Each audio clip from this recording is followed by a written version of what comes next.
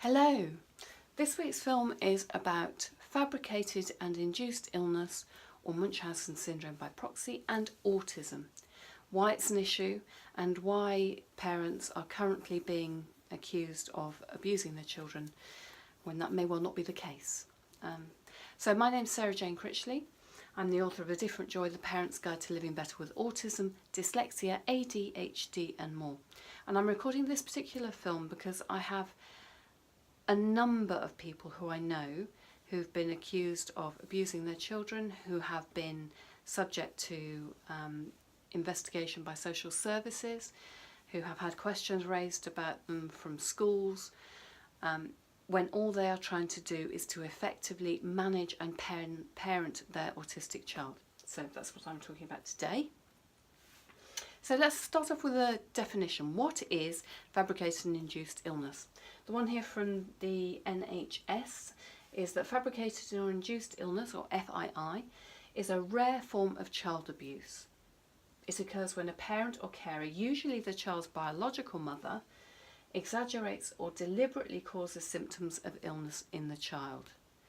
And that is a case of illness in the case of the mother, who is seeking attention and gets validation from the fact that their child is ill or disabled. But the important thing to bear in mind here is that it's very rare, very rare. So why might people be concerned? So children with disabilities are far more likely to experience abuse than non-disabled children, and yet they're less likely to be subject to child protection plans. So there is a concern, that was found by Ofsted, there is a concern that autistic children and disabled children are being abused, but it's not being reported.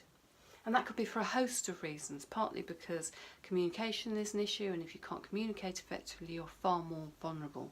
We only have to look at the Winterbourne View scandals, for example, just to give us an indication of why that might happen. And here John Brown, the Head of Strategy and Development for the NSPCC, says that all professionals should be alert to the indicators of abuse. Some of these indicators can also be traits of autism, such as avoiding eye contact and being withdrawn. And here we have the absolute nub of the issue.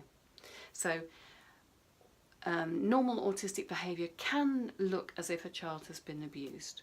That's why it's an issue. So this guide was written, and I was part of the expert reference group that helped to write a guide on safeguarding children with autism, which just identifies what the issues are. So why might a situation look like fabricated and induced illness when it's actually autism? Well, there's a number of different things that might be going on. The first one is you might have a child who's far too anxious to attend school. And if you have children who are out of school, then they are more vulnerable to abuse because they can't tell somebody if something's going wrong. So that's always a concern if you're a professional and somebody suddenly disappears. If behaviour is very different at home to at school, well, that's normal in autism, isn't it? We know that.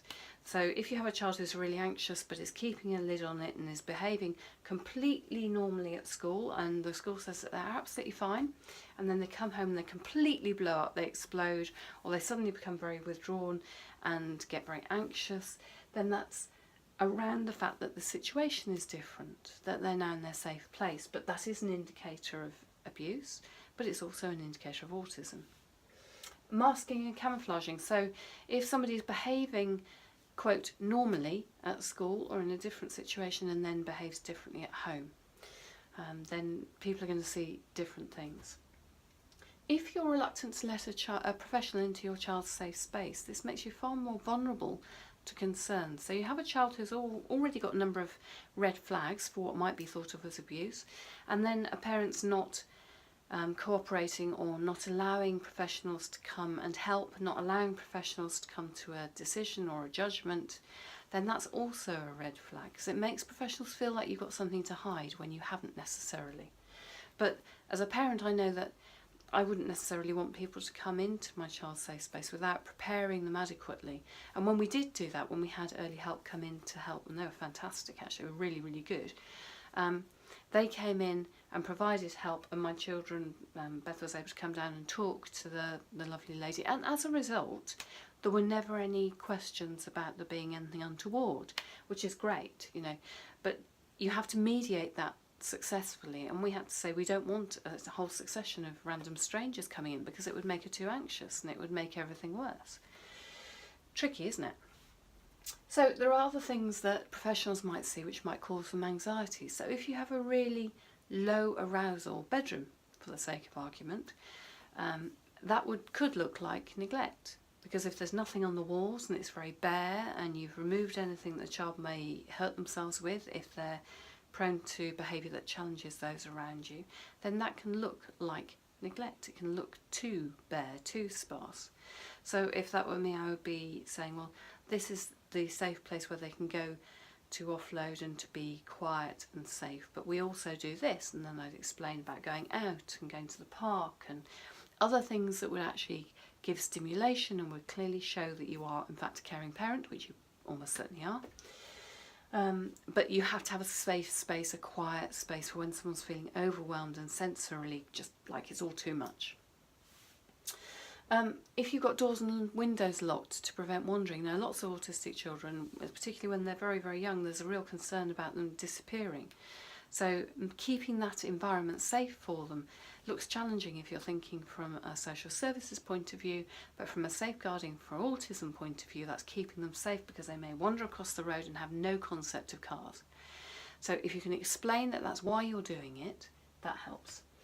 And finally, there are lots of conditions that are either part of autism or are co-occurring that will look strange and will look difficult. So often lots of the behaviours that you might see with pathological demand avoidance are more like the sort of behaviours you might see from a child who has been who is being abused, and that's why it's so difficult to kind of pull the two apart. Another thing is if you have a child, for example, who has something like Ehlers-Danlos syndrome. That's far more common in autistic people, and it's now being recognised more and more often, but it's a very difficult thing to diagnose, and so it's a completely justifiable condition. You may show with all sorts of symptoms that are related to EDS, but naturally your GP might not know that that's EDS, might not know that that's related to autism, and might not see the same things when they're looking at them. So it makes it complicated. So what sort of things can you do? What sort of things will help you to be less vulnerable to any concerns, to be able to demonstrate how you are not causing any illness or any problems for your child? Well, the first thing is any valid evidence of persistent illness. And that, when let's say valid, I mean valid by a third party, someone else, someone different. So in our example, it was never a question, because my daughter was always being sent home from school, so I was always sending her in, she was always being sent home. So it was never a case of, oh, I'm refusing to send her in. It was, they were very clear that she had arrived and they asked me to come and collect her. So there was no doubt that it was a justified illness, that it was a real illness. Also having GP reports and sick notes and copies of prescriptions as evidence of this being the condition, and that's also really, really helpful if you're looking for an education, health and care plan, because you have physical illnesses and physical issues that go alongside your autism. That is really good evidence to have. Diagnostic reports, clearly, and specialist reports. It's really useful to go to more than one doctor, more than one GP, and I don't mean lots and lots. I mean if you're in a group practice and more than one person in the same practice sees your child, that's really helpful. Going diagnosis shopping is not seen as helpful, because you should not consider that if you're being consistently told that that diagnosis isn't right for your child, if you're seeing it more than once or twice, I'd say probably more than twice. If you've got, it's really tricky, because if you have a girl and they're not automatically picked up by a diagnostic service, you might want to go and seek a second opinion. A second opinion is perfectly valid. Probably a fourth, fifth or sixth isn't. Okay. After 15 days of illness, the local authority and the school have a responsibility to support the child's education. Unfortunately, in our case, that didn't happen, but it should do. And so you have a right to ask for support. And that is the guidance that comes from our government, and the link is there. I'll put the link in the description below. So what can you do if concerns are suggested? The first thing is provide the diagnostic evidence from professionals. Second thing that's been considered elsewhere is to consider doing a long video to demonstrate what the reality actually is within your house, and show that just to a professional. I wouldn't post that online, I wouldn't do anything like that. But if you have a situation where you're feeling vulnerable and you think people aren't really seeing what it's like to be in your house, and try and persuade your child who's so anxious to get into school, then it might be really worth doing that. And it has to be a long video to prove that that's actually what's happening. It makes it far more realistic, okay? Because very few people can hold up an act for a very long period of time. So it's just a bit more evidence. It can't be the only thing, but it's just a bit more evidence. Take another adult with you to meetings who's witnessed the situation. Obviously, in the diagnostic criteria, in the demonstration, it's usually a single parent who has no additional backup. If you have backup from somebody else who knows and understands your child, and who can give testimony and can give evidence and back you up, you are far less likely to be vulnerable to these accusations. Now, unfortunately, that does not mean that occasionally, if both parents rock up and say this is happening, that a child isn't being abused, and there are sad indications in some cases where that is the case. But it does mean that if you are open, calm, helpful, approachable and cooperating, that you are not likely to have this sort of allegation put to you unreasonably. And the really, really, really important thing to remember, the number one thing to remember, is that the reason why people are asking these questions is because they're trying to keep the child safe. And that has to be the most important thing.